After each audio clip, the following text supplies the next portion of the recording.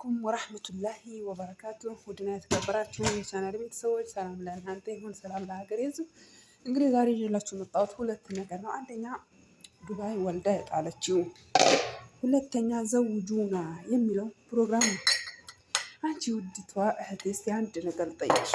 አሁን አንቺ እኔ በርግጥ ሴት ልጅ አልሳደብም፣ ምክንያቱም ሴት ማለት እኔ ሴት ነች፣ ሁለተኛ እናቴ ነች፣ ሶስተኛ ልጄ ነች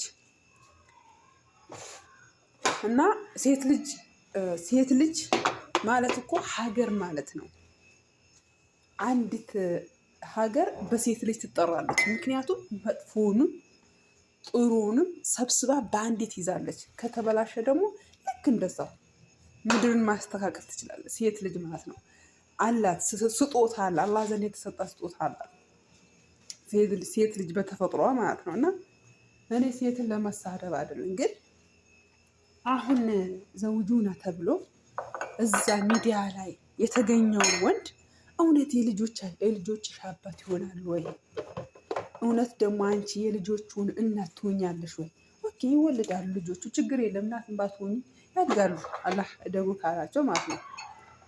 ግን ማን ነው የእናንተ መስኡልነት ወይም ኃላፊነት የሚወስድ ማን ነው?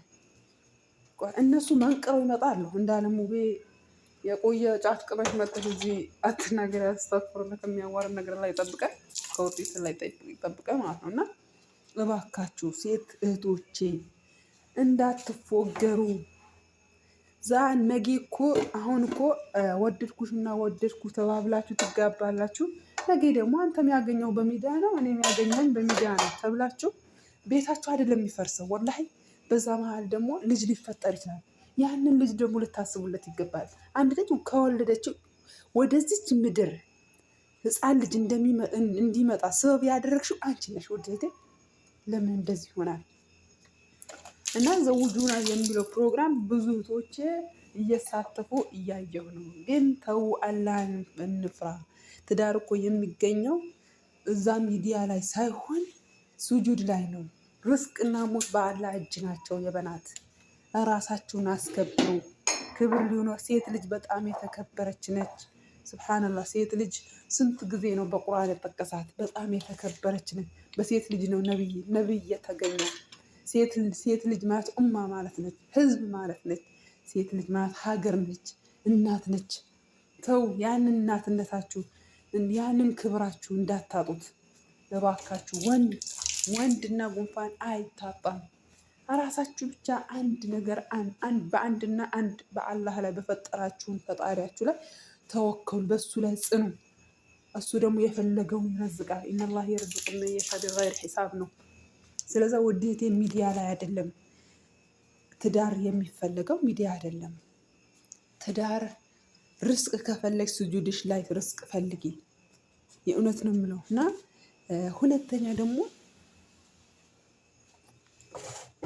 ልጅ የጣልሽው እህቴ ዱባይ ላይ ምን ነው እህቴ? መጀመሪያ ላይ አንድ ወንድ ልጅ ወደ ህይወታችሁ ስታስገቡ ይሄ ልጅ የወደፊት የትዳር አጋሪ ይሆናል ወይ?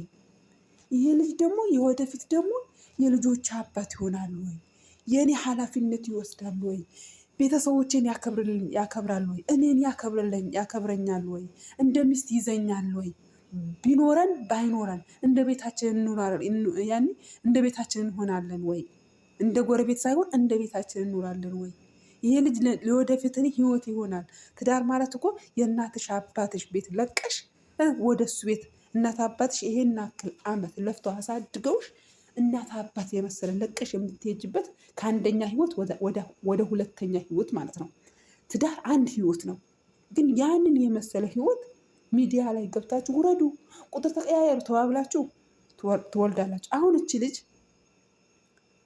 እቺ ልጅ ሳትደውልለት ወንድ መጥቶ በግድ አልደፈራትም። ቢደፍራት እንኳን ደፍሮኝ ብላ ሚዲያ ትወጣ ነበር። የኢትዮጵያ ህዝብ ደግ ነው። ልጄ እንደዚህ ተራበብኝ ብትል ማንም በሷ የሚጨክን የለም። ግን አውጥተሽ ማራቶን አይደለም በኳስ ተጫውቶ አላሸነፈ በባንዲራ ጠቅልላ እዝባላ ጣለችው። አንቺ የወለድሽው 9 ወር ሙሉ አርግዘሽ ወልደሽ እዝባላ መጣል ምን ይሉታል? አሁን ይሄ ልጅ ነገ ቢያድግ እውነት እናቴ ነች ይልሻል ወይ? ነገ አትወልጂም አታገቢም፣ ነገ ልጅ አይኖርሽም። የእውነት ማለት ነው።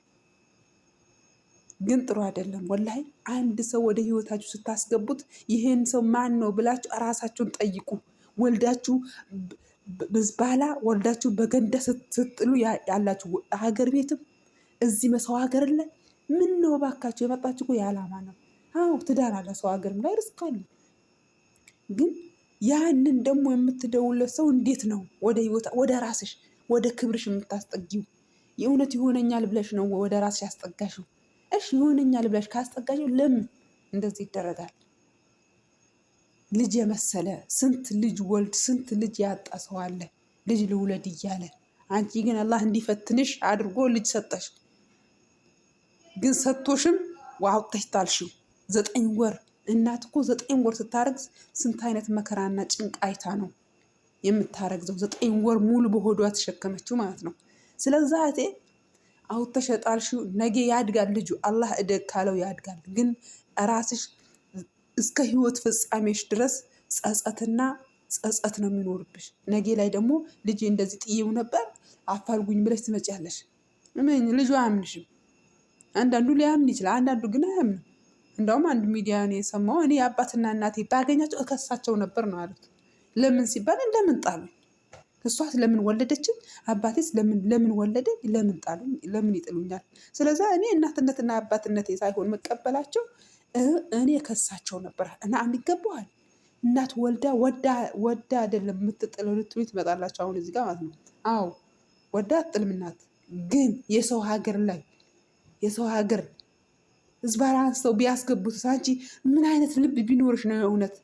አሁን ከዚህ ወዲህ ወልደሽ ታንቅፊያለሽ የእውነት? ላ ሐውለ ወለ ቁወተ ኢላ ቢላህ።